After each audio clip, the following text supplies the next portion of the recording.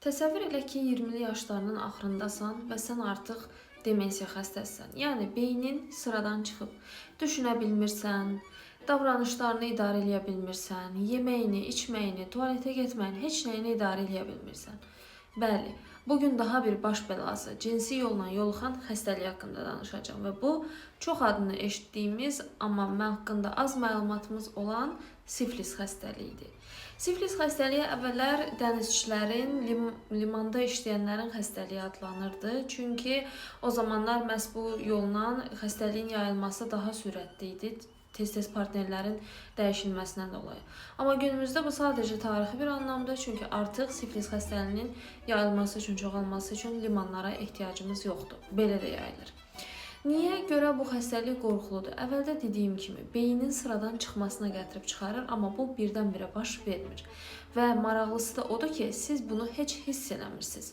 Bir də görürsünüz ki, bəlkə də heç görə bilmirsiniz ki, artıq beyin o beyin deyil. Deməli, bu xəstəlik müxtəlif dövrlərlə irəliləyir. Əvvəla birinci dövr yoluxma dövrüdür. Bir neçə həftə bədən sakitcə yoluxmaya qarşı reaksiya hazırlayır. Yəni siz xəstəliyi yoluxduğunuzu hiss eləmirsiniz. Daha sonra ilk bir neçə həftənin sonunda cinsiyyət üzvündə adətən tipik olaraq lokalizasiyası buradır. Cinsiyyət orqanında, istər qadın, istər kişi. Ağrısız, amma belə məsələn kənarları necə deyim sizə qatı, bərk bir yara əmələ gəlir. Bu yara məhz siflisin ilkin xarakteristik bulğusudur, göstəricisidir. Bu yara əmələ gəldir, amma dediyim kimi ağrı vermir. Ağrı vermədiyinə görə də cəmaət həkimə getmir. Amma bununla bərabər həmin bu ilkin mərhələdə limfa orqanları, limfa düyünləri daha doğrusu, məhz cinsiyyət orqanlarının ətrafında və qasıq nahiyəsindəki limfa orqanları şişir.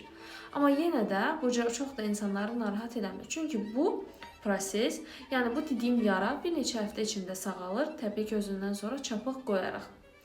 Və başlayır xəstəliyin ikinci dövrü. Xəstəliyin ikinci dövründə isə bu bir neçə həftədən sonra özünü göstərir. Bu zaman belə qrip, təhər simptomlar ortaya çıxır. İnsan özünü narahat hiss eləyir, baş ağrısı, halsızlıq.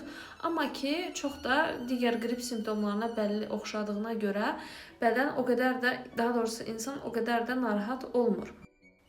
Amma bu dövrdə bədənin bu virusa, daha doğrusu virus deyil, bu bakteriya infeksiyasıdır. Bu bakteriyaya verdiyi reaksiya nəticəsində bədənin müxtəlif yerlərində fərqli formada səpkilər əmələ gəlməyə başlayır. Və adətən bu səpkilər qaşınmır. Əvvəlcə bel kənarında, gövdədə yaranır, daha sonra isə əlin və ayaqların iç tərəfinə doğru, kürəyə doğru yayılmağa başlayır. Ancaq dediyim kimi qaşınma şikayəti vermir. Bundan sonra isə sakit dönəm başlayır. Məhz bu sakit dönəmdə siflis sanki ortadan yoxa çıxır. Heç bir simptom vermədən bədənə yayılmağa, belə deyək ki, türklər demiş, sinsi yayılmağa davam edir. Heç bir simptom vermədiyinə görə şəxs də narahat olmur.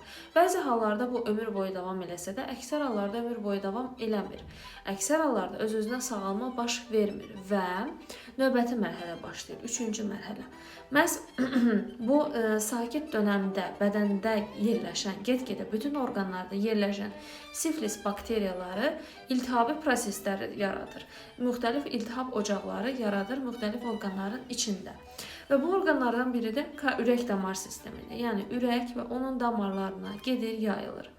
Bu isə çox qorxulu vəziyyətlərə gətirib çıxarır. Bəlkə damarların tutulması, damarların tromb atmasından tutun da daha başqa ürək problemlərinə, qapaq çatışmazlıqlarına hamısına gətirib çıxara bilir və çox narahat edici dönəmdir.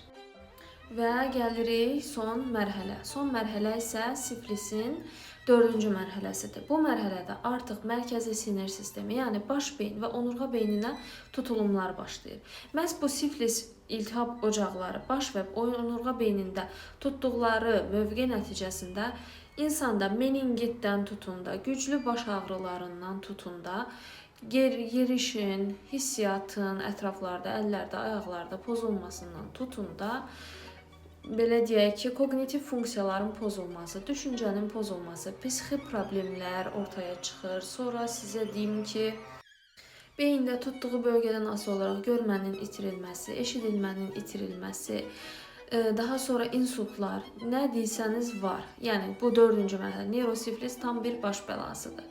Təbii ki, bəzi hallarda neurosiflis olur, yəni şəxsdə mərkəzi sinir sistemi, baş beyində və onurğa beynində tutulumlar olur, amma simptom verməyə də bilər. Amma bu o qədər də çox olmur. Əsas hallarda isə simptomlu olur. Yəni bu gördüyünüz dəhşətli dərəcədə mənzərə ilə müşahidə olunur və ən başda dediyim kimi son etapda, yəni neurosiflis dönəmində artıq demensiya, bunama başlayır.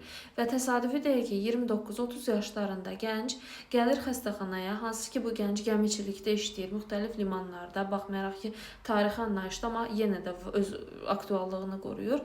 İşləyən bir gəncdir, məhz gəlir, şikayəti nədir? Artıq qoca 80-90 yaşında bir insan kimi, belə deyək, xalq arasında başı getdi, beyni getdi kimi bir simptomlarla gəlir. Yəni düşünə bilmir, heç bir şey eləyə bilmir. Beyin artıq ona aid deyil və ömrünün qalan hissəsini də məhz bu şəkildə yaşayır. Çünki siflisi İlkin mərhələlərdə müalicə edə bilirsənsə, edirsən. 3-cü, 4-cü mərhələdə artıq o bədənə çox geniş yayılır və çox çətin müalicəyə tabe olur. İlkin mərhələlərdə də diaqnozu qoymaq o qədər də asan deyil, ancaq müxtəlif vasitələr vasitəsilə, diaqnostik üsullarla diaqnoz qoyulur. Və əgər vaxtında diaqnoz qoyularsa, antibiotiklə müalicə olunur. Ən duyarlı antibiotik, daha doğrusu ilkin seçim penisilindir.